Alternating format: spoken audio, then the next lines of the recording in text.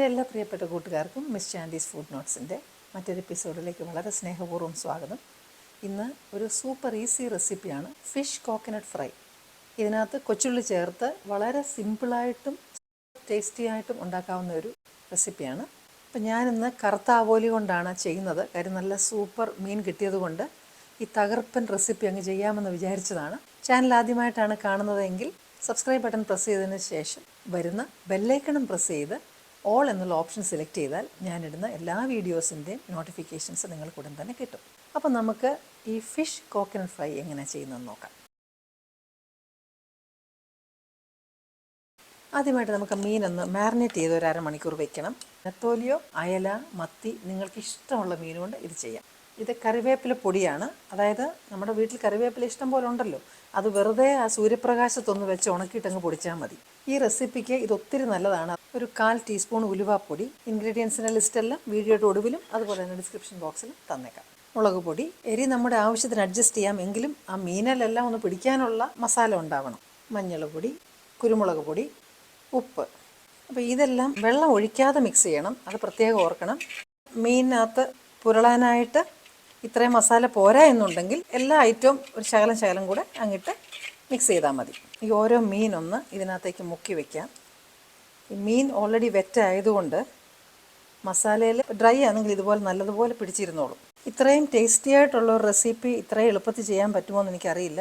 അപ്പോൾ ഇനി കുറേ കഴിയുമ്പോഴത്തേന് ഇതിനകത്തെ മീനകത്തെ വെള്ളമെല്ലാം നല്ലപോലെ പുറത്തോട്ട് ഇറങ്ങിയിട്ട് ഈ മസാല നല്ലപോലെ ഒട്ടിപ്പിടിച്ചിരിക്കും, അല്ലെങ്കിൽ ഇളകി പോകത്തില്ല. അതാണ് അതിൻ്റെ ടെക്നിക്ക്. അപ്പോൾ ഇങ്ങനെ പൊടിയാണെങ്കിൽ നമുക്കിത് പുരട്ടാനും എളുപ്പമാണ്. അപ്പോൾ ഇനി മീൻ വറക്കാനായിട്ട് ചുവട് കട്ടിയുള്ള ഒരു പാത്രം വയ്ക്കാം, വെളിച്ചെണ്ണ ഒഴിക്കാം. അപ്പം നമുക്കിനി മീനൊന്ന് അടുക്കി വെച്ച് വറക്കാം. ഇത് വറക്കുകയാണോയെന്ന് ചോദിച്ചാൽ വറക്കുകയാണ്, അല്ല വേവിക്കുകയാണോയെന്ന് ചോദിച്ചാൽ വേവിക്കുകയാണ്. അതുകൊണ്ടാണ് ഞാൻ പറഞ്ഞത് വലിയ തീയിലും ഒരുപാട് എണ്ണയും വേണ്ട. ഈ എണ്ണയ്ക്കകത്ത് തന്നെയാണ് നമുക്ക് കൊച്ചുള്ളിയൊക്കെ വറക്കേണ്ടത്. അതുകൊണ്ട് തന്നെ ഇതിൻ്റെ മസാലയെല്ലാം കരിഞ്ഞ് ഒരുപാട് ഈ എണ്ണയ്ക്കകത്ത് വരാനും പാടില്ല. ഒരു ഭാഗം വെന്ത് കഴിയുമ്പോൾ നമുക്കത് പൊട്ടാതെ ഒന്ന് തിരിച്ചിടണം. വലിപ്പം കൂടുതലുള്ളത് കൊണ്ട് ശ്രദ്ധിച്ച് തിരിച്ചിടുകയാണ്, പൊട്ടാതെ. അപ്പോൾ ഈ സൈഡ് വെന്ത് കഴിയുന്നുണ്ട്, രണ്ട് സൈഡും വെന്ത് കഴിയുന്നുണ്ടെങ്കിൽ നമുക്കത് കെയർഫുള്ളായിട്ട് അങ്ങ് എടുക്കാം. അപ്പോൾ നമ്മൾ മീനെല്ലാം വറുത്ത് മാറ്റി വെച്ചു. ഇനി അതേ മസാലയിൽ തന്നെ, മസാല കരിഞ്ഞതുണ്ടെങ്കിൽ മാറ്റിക്കളയണം. ആ മസാലയ്ക്കകത്തോട്ട് തന്നെ നമ്മൾ കൊച്ചുള്ളി ഇടാം. ആ ചെറിയ തീ തന്നെ ഇതൊന്ന് നല്ലപോലെ വഴറ്റിയെടുക്കണം. അപ്പം ആ മീനിൻ്റെ ഫ്ലേവറെല്ലാം ഇതിലങ്ങ് പിടിച്ചോളും. ഇതിൽ ആ മീനിൻ്റെ മസാല ഉണ്ടെങ്കിൽ ഉപ്പുണ്ടാവും. ഇനി അഥവാ ഉള്ളി കൂടുതലുണ്ടെങ്കിൽ നമുക്ക് ഒരല്പം ഉപ്പും കൂടെ ഒന്ന് സ്പ്രിങ്കിൾ ചെയ്ത് കൊടുക്കാം. കുറച്ച് ഉള്ളി പകുതി വഴന്ന് വരുന്നുണ്ടെങ്കിൽ നമുക്ക് ധാരാളം കറിവേപ്പിലയോട് ഇട്ട് കൊടുക്കാം. അതിനോടൊപ്പം തന്നെ തേങ്ങാപ്പീര.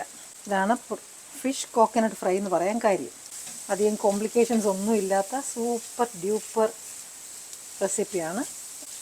ഇതാണ് ആ ഫിഷിൻ്റെ കൂടെ മസാലയായിട്ട് വരുന്നത്. ചോറിനും നല്ലതാണ്, ചപ്പാത്തിക്കും നല്ലതാണ്. ഇതൊന്ന് നല്ലപോലെ ഒന്ന് വഴന്ന് കിട്ടിയാൽ മതിയല്ല. മീനിൻ്റെ മസാല കരിഞ്ഞതാണെങ്കിൽ ഈ മസാലയും കറുത്തിരിക്കും. കരിഞ്ഞ മസാല ഉപയോഗിക്കരുത്, അതിൽ നിന്ന് അതെടുത്ത് കളയണം. നമുക്ക് കുറച്ച് കറിവേപ്പിലയും കൂടി ഇടാം. എന്നിട്ട് ഈ മസാല അരിയിൽ പിടിക്കാതെ നോക്കണം, കരിഞ്ഞ് പിടിക്കാതെ. അപ്പം ഈ റെസിപ്പി ഏതാണ്ട് പൂർത്തിയായി. ഇനി നമ്മൾ സെർവ് ചെയ്യുന്ന പ്ലേറ്റിലോട്ട് ശ്രദ്ധിച്ചങ്ങ് മാറ്റി വെച്ചാൽ മതി. കറിവേപ്പിലയും പച്ചക്കളറിൽ തന്നെ കിടക്കുന്നതാണ് നല്ലത്. ഇത് പൊട്ടുന്ന ശബ്ദം കേൾക്കാമല്ലോ അല്ലേ, ടപ്പ് ടപ്പെന്ന് കേൾക്കാമോ? അതിൻ്റെ അർത്ഥം വെള്ളമെല്ലാം പറ്റിയെന്നുള്ളതാണ്. അത്രയും മതി.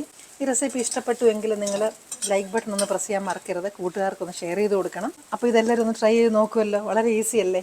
ഇനിയും നിങ്ങൾക്ക് ഇഷ്ടപ്പെടുന്ന മറ്റു നല്ലൊരു റെസിപ്പിയുമായിട്ട് വീണ്ടും ഞാൻ എത്തും. Till then I M signing off and you stay safe.